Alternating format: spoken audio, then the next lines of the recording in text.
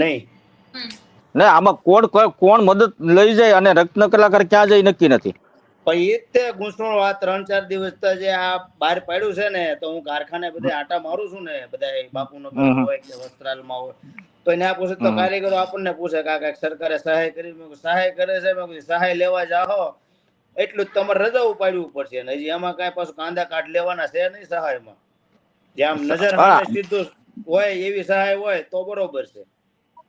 પછી કે આધાર કાર્ડ લાવો, પાન કાર્ડ લાવો, તમારા શેઠ નું આધાર કાર્ડ લાવો, એનું પાન કાર્ડ લાવો, ક્યાંથી રફ લાવતા, કેટલામાં વેચતા, કેટલામાં લેતા, એ સાબિત કરવામાં 2 મહિના આવી રહે.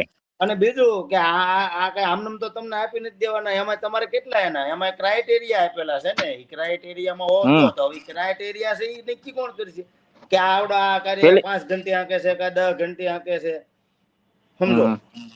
એવી કોને આગળ ખબર છે? ગામડાઓમાં હાલે, શહેરમાં હાલે, આપણે સૌરાષ્ટ્ર